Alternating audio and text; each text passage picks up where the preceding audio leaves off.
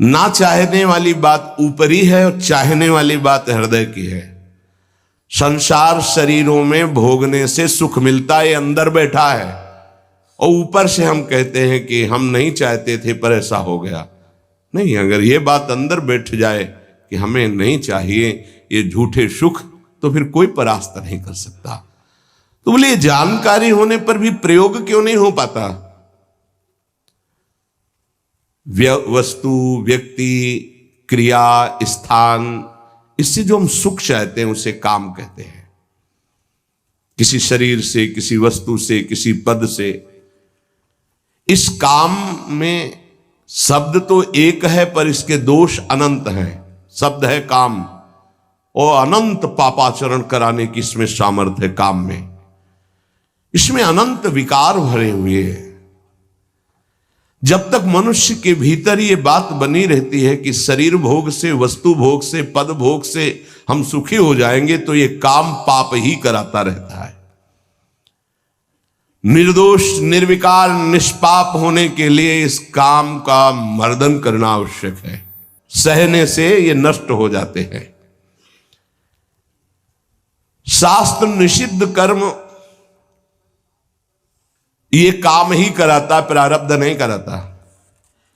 प्रारब्ध से शास्त्र निषिद्ध कर्म जो किए उनका फल आता है सुख दुख। अगर शास्त्र प्रतिपादित है तो सुखद आएगा, शास्त्र विरुद्ध है तो दुख आएगा। लेकिन ये जो हमसे पाप करा रहा है, कोई प्रारब्ध नहीं करा रहा, कोई काल नहीं करा रहा, कोई ईश्वर नहीं करा रहा। काले कर्म ईश्वरी मिथ्या दोष लगाए, ये हमारी चाहत करा रही, अंदर बैठी है। शरीर के भोगों से सुख मिलता है, ये अंदर घुस के बैठ गया है और यही हमसे पाप करा रहा है। तो जब जानकारी हो गई तो फिर पाप क्यों हो रहे हैं?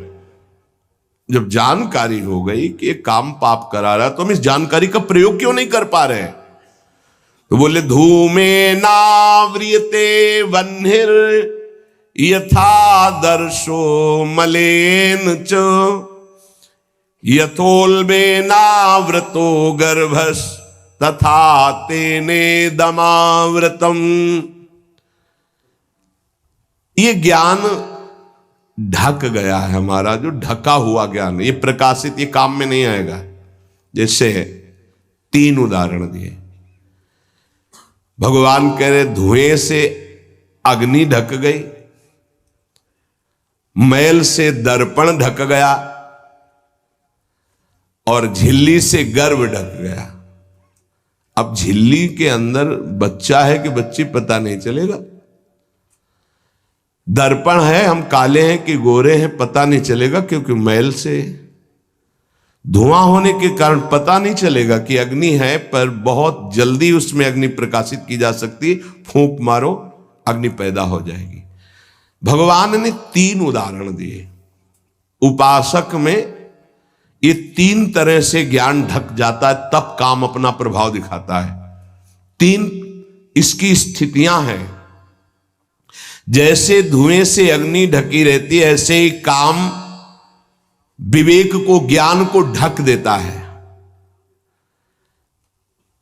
बुद्धि में निर्णय निकल रहा है कि ये तो गलत है, नहीं करना चाहिए।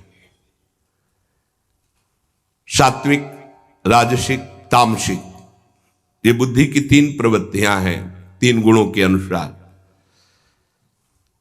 कर्तव्य अकर्तव्य का ठीक ठीक निर्णय करने में समर्थ है सात्विक बुद्धि। राजसिक बुद्धि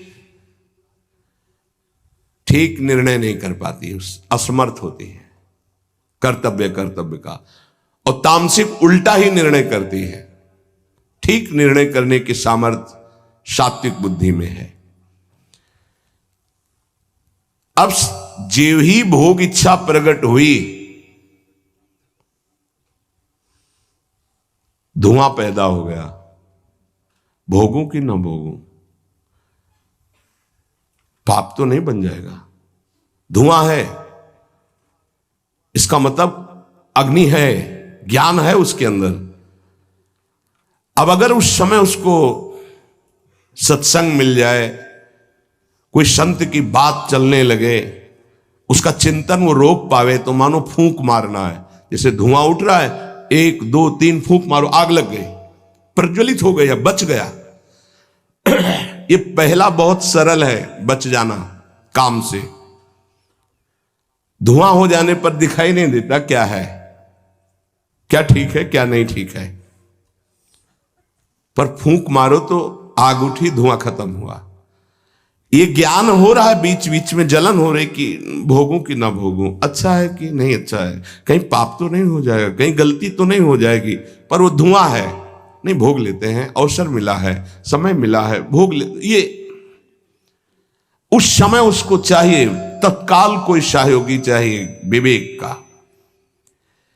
परमार्थिक मार्ग में धुआं पैदा कर देगी। साधक अगर सावधान हुआ तो तत्काल प्रयासरत हो जाता है इस धुएं को हटाने के लिए। फूंक मारने का मतलब कीर्तन शुरू हो गया, वो सत्संग शुरू हो गया, किसी संत के पास तत्काल बैठ गया, उसकी वाणी सुनने लगा, वो धुआं खत्म हुआ। फूंक लगी, आग जली, धुआं खत्म, ठीक निर्णय होगा। नहीं नहीं, ऐसा नहीं करना। उत्पत्ति विनाशशील जड़ वस्तुओं में प्रियता, महत्ता, सुंदरता, सुखद रूपता, ये काम पहले पैदा करता है। ये सत्य है, इसमें सुख मिलेगा, इसमें बहुत सुख मिलेगा। अब ये धुआं बढ़ता चला जा रहा है, कैसे सुख मिलेगा? लाखों लोग भोग रहे हैं, कैसे सुख? कैसे तुम मुझे बावरा बना सकते हो? नहीं नहीं, गलत है। ये है धुआं को हटाना, फूंकना। अरे अन्य शरीरों की अपेक्षा मनुष्य शरीर सर्वश्रेष्ठ है, इसमें विवेक है, हम कैसे ऐसा पशुवत आचरण कर सकते? नहीं, अरे मन नहीं, तेरी सलाह नहीं। अब वो फूंक रहा है, आग पैदा कर रहा है, ज्ञानाग्नि पैदा कर रहा है। पर बहुत प्रवीण साधक नहीं, उससे प्रवीण मन है, वो सुख को सुख मानकर भोगने की लालसा प्रबल होने के कारण वो धुआं नहीं हटा पा रहा, वो उसी में और राग कर रहा है। प्रथम अवस्था में हटा लिया तो हटा लिया, नहीं दूसरी अवस्था में बहुत ही भयानक स्थिति हो जाएगी। ये अवस्था बदलने में देर नहीं लगती, कहने में देर लगी। दूसरी अवस्था हो जाती दर्पण में ढका हुआ मैल। उसमें तो फूंक केवल मारनी थी कि आग प्रज्वलित हो गई, क्योंकि तैयार एकदम ज्ञान है, पर धुआं जैसा ढक गया, काम ने ढक दिया। जब दूसरी स्थिति आई उसी उपासक की कि इसका प्रायश्चित भी तो हो सकता है, अब वो मल लग गया। जैसे दर्पण में गाढ़ा मल पोत दिया जाए तो बिल्कुल दिखाई नहीं देगा कि हमारा रूप कैसा है। अब बिल्कुल विचार शून्य होता चला जा रहा है।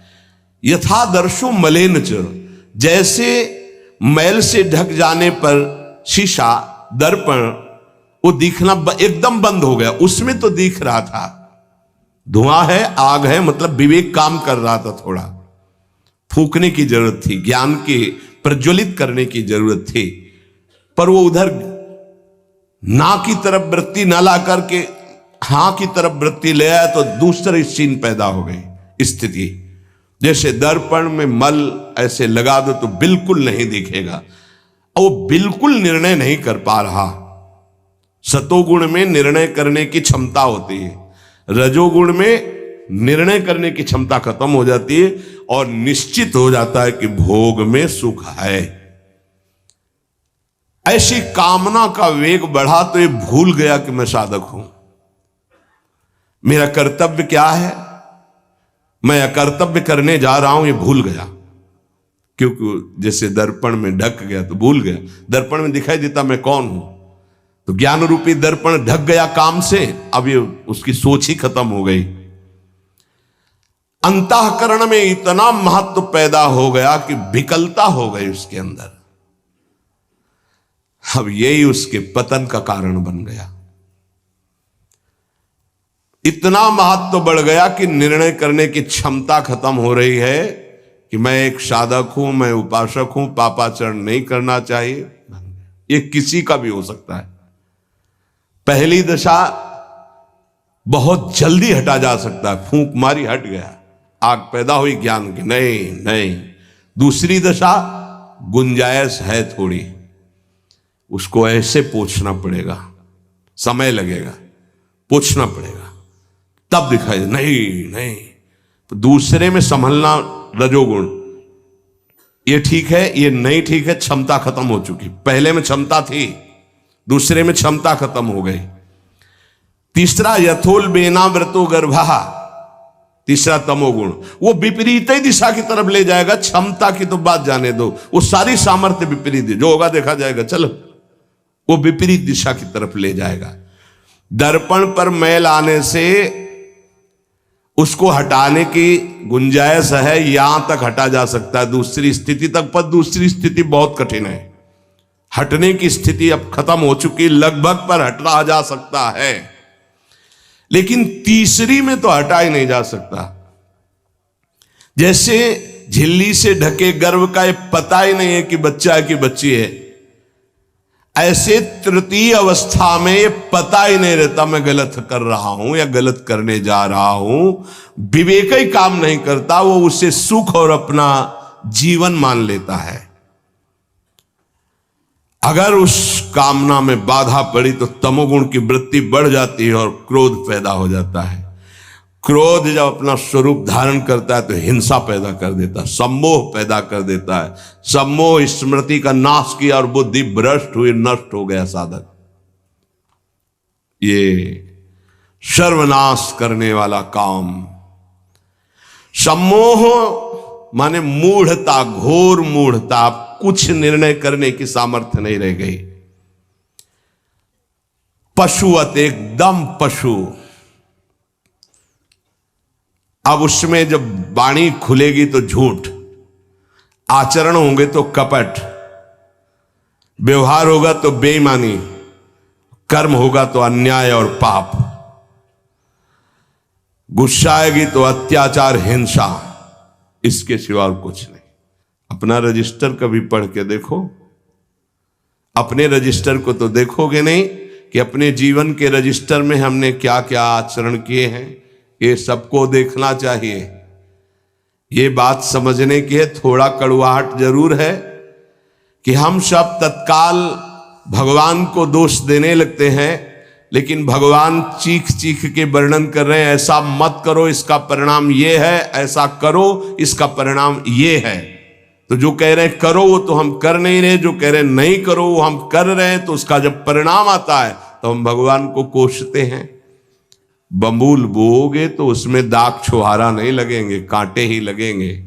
पापाचरण करोगे तो उसका परिणाम दुख ही आएगा। पुण्य करोगे तो सांसारिक सुख मिलेगा, भजन करोगे तो पाप पुण्य दोनों से ऊपर उठकर भगवदानंद को प्राप्त होगे।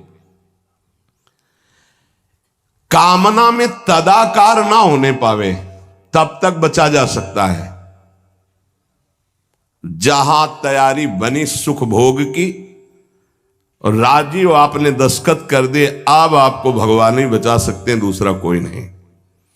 उस समय भगवान ही कोई ऐसी लीला कर दे तो बच सकते हो, अन्यथा नहीं बच सकते। तदाकार होना साधक का सर्वनाश हो जाना है। काम में तदाकार होना।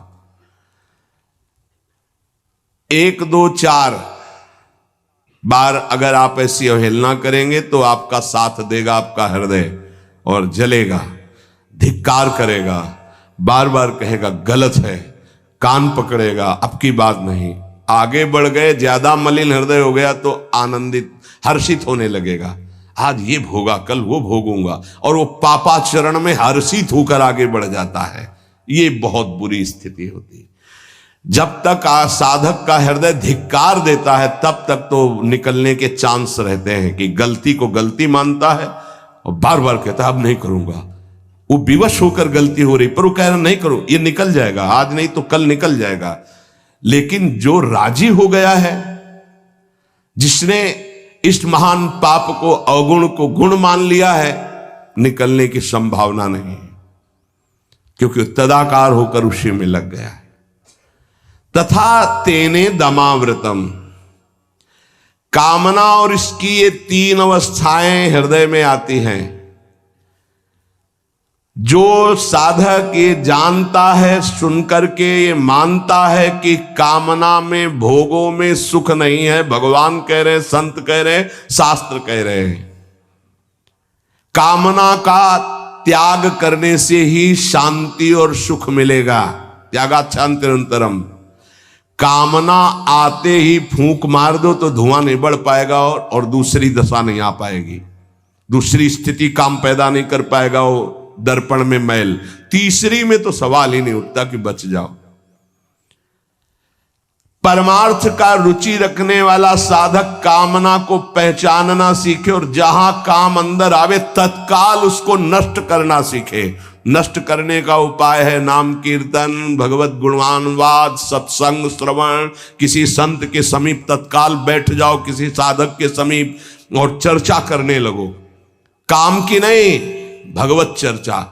ये भी बताने की जरूरत नहीं कि मेरी स्थिति गड़बड़ है, थोड़ा मुझे, कुछ नहीं, उसकी चर्चा नहीं। अगर ऐसा बोले तो उसकी सत्ता दृढ़ होगी।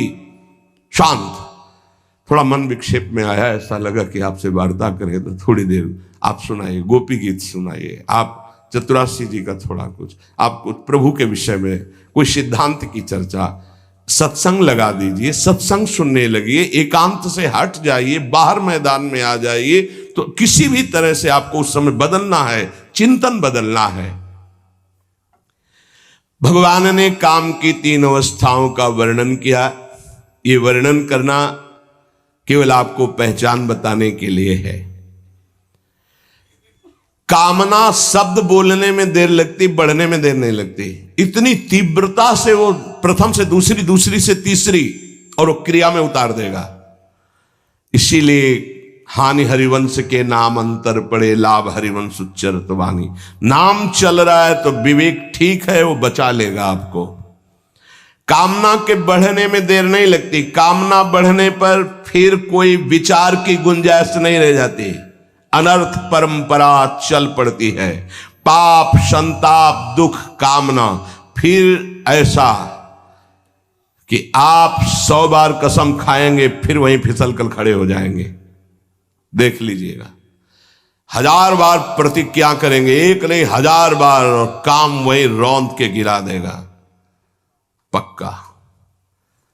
पहली कदम पर यदि से रोकना सीख गए तो बाहर निकल जाएंगे। और हरि शरणागत है तो निकलना तो पड़ेगा ही, वहां टिकने तो देंगे नहीं। हरि इतने कृपालु है, पक्का जलाकर तुम्हारे हृदय को वहां से भगाएंगे, पक्का भगाएंगे। नहीं नहीं, आज से अब नहीं, ऐसी गलती नहीं करूंगा, ऐसी गलती नहीं करूंगा, हे प्रभु क्षमा कर दो, चलो। और जहां फिर क्षमा हुआ तो फिर वो जब हृदय में उमगन आई तो फिर उधर ही की तरफ भागता है। फिर वो ऐसी दीवाल बनवाते हैं, चुनवाते हैं आसपास कि रास्ता बचेगा तो एक ही, हरि शरणम, दूसरा रास्ता नहीं।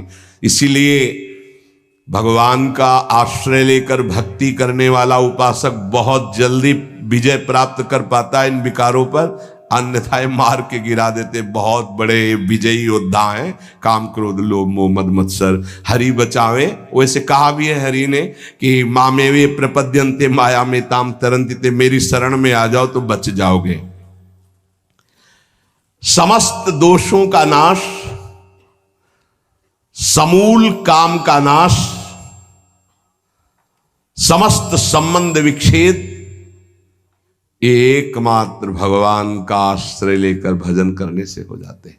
घबराना नहीं। प्रार्थना है अपनी तरफ से, 1000 बार फिसल जाए तो 1001 बार भी हिम्मत रखें, पड़े ना रहें। आखिरी श्वास तक हम बाजी जीतने की कोशिश करेंगे, क्योंकि ये खिलाड़ी किसी और के नहीं, हरि के ही हैं। ये काम, क्रोध, लोभ, मोह, मद, मत्सर किसी और की सामर्थ्य से सामर्थ्यवान नहीं, मेरे स्वामी की ही सामर्थ्य से सामर्थ्यवान है। जिस दिन हमारा अहम धूल धूसरित हो जाएगा तो 1000 के बाद भी हम उन पर विजय प्राप्त कर लेंगे।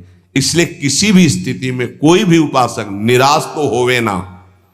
प्रशंसनीय वो है जो इस समय विकार से लड़ रहा है, हर विकार को रौंद रहा है और अपने हृदय की मलिनता को सामने रख रहा है।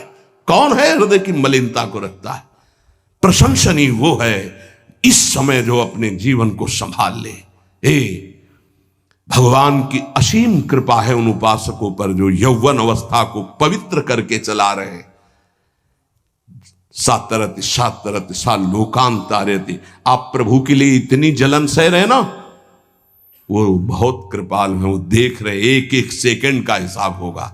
आप लोग ऐसा ना समझे कि आप जो कष्ट सह रहे हैं, आप जो जल रहे हैं, आप जो बेगों को सह रहे हैं, तो इसका कोई परिणाम नहीं, भगवान बिक जाएंगे। ध्यान रखना, वो देख रहे हैं, उनके लिए तुम सह रहे हो, उनके लिए सह रहे हो। समस्त विषयों का आक्रमण साधकों के हृदय में, तो वो क्या जाने विषय पुरुष, जो मनाया सो खा लिया, जो मनाया देख लिया, जो मनाया भोग लिया, जो मनाया सूंघ लिया। चलो एक साइड में आके देखो, तब तुम्हें पता चलेगा। इसलिए हमारी प्रार्थना मानना, कभी भी किसी भी स्थिति में उदास, निराश और कदम पीछे मत हटाना। आखिरी श्वास तक योद्धा दुश्मन को परास्त करके विजय श्री की आशा रखता है, और हमारी आशा इसलिए पूरी होगी कि हमारे साथ प्रियालाल है। नागरी दासी जन्म जितायो, बलिहारी बलिहारी। ये क्या जाने, ये तो जरा सा छींक दोगे तो तैयार हो जाएंगे हो हल्ला मचाने में। ये साधना जानते हैं क्या? ये चढ़ाई चढ़े हैं क्या? कि फिसलने वाला कितना मेहनती होता है, जो चढ़ के जाना चाहता है फिसल रहा है, उसे कौन जानता है। इसीलिए बड़े बड़े महापुरुष इस बात को, साधकों को प्रोत्साहन देते रहते। विषयी जी थोड़ी जानते, विषयी जी तो जरा सी बात हुई ना तो तोप बना करके, वो अपना रजिस्टर देखो पूरा काला, कभी नहीं वो देखेंगे लौट के। हाँ, एक बिंदु अगर कहीं छिट्टी आ गई है ना तो हो हल्ला मचा देंगे। साधक ऐसा, साधक है। 1000 बार परास्त होने पर भी हमारा वो उदासीपन नहीं आना चाहिए, निराश नहीं होना चाहिए। चूक गए, इस बार भी चूक गए, आगे बढ़ेंगे, रौंदेंगे हम हरिनाम के बल से। हरसि हरिनाम जपत जय। निराशा नहीं आनी चाहिए अंतिम श्वास तक, क्योंकि युद्ध किसी साधारण से नहीं हो रहा। भगवान की शक्ति से संपन्न ये षड विकार हैं, कोई छोटे मोटे। भगवान के पुत्र बने जाकर कृष्णावतार में प्रद्युम्न कौन है? कामावतार, साक्षात काम प्रद्युम्न के रूप में अवतरित हो, भगवान के पुत्र रूप में। ये भगवत शक्तियों से संपन्न है, तो भक्त के ऊपर क्यों आक्रमण करते हैं? उसके अहंकार का नाश करने के लिए, शरणागति पुष्ट करने के लिए। ये अनुभव की बात कह रहा हूं। शरणागति में जहां कच्चाई होती तो वीर योद्धा घेरते हैं आसपास, तो हमारा मन भागता है प्रभु की शरण। त्राहिमाम, तो कहते आओ, हम ही ने तो लगाया है इनको, नहीं हम ना लगाते तो तुम अहंकार से फैल जाते। आओ, सच्ची कह रहे हैं, काम क्रोध लोभ हमारे बड़े सहायक हुए। जब जब ये तीर कमान संधान किए तो भाग पड़े अपने लोग, हरिश शरणम, क्योंकि दूसरा रास्ता ही नहीं है। तो प्रणाम है इनको कि इन्होंने भगवान की शरणागति पुष्ट की, इन्होंने भगवान का आश्रय दिलाया। अगर ये जलाते नहीं तो इधर आना ही नहीं होता। और ये भगवत शक्ति से संपन्न बच सकता है तो भगवत शक्ति संपन्न ही बच सकता है, दूसरे की सामर्थ्य नहीं। हजारों बार यदि हारेंगे तो हमारे अंदर कहीं अहंकार है, इसलिए नहीं। अहंकार रहित पर इनका कहीं किसी भी तरह का प्रभाव नहीं होता। तो अहंकार रहित करने के लिए भगवान इशारा कर देते। देखो प्रश्न करके, तो क्या भगवान भ्रष्ट कराते हैं? वो कहते नामे भक्ता प्रणश्यति, किसी भी स्थिति में मेरे भक्त का नाश नहीं होता। भगवदाश्रय, नाम जप और बहुत सावधानी पूर्वक एक एक मिनट व्यतीत किया जाए। शेष चर्चा आगे। श्री राधा वल्लभ लाल की।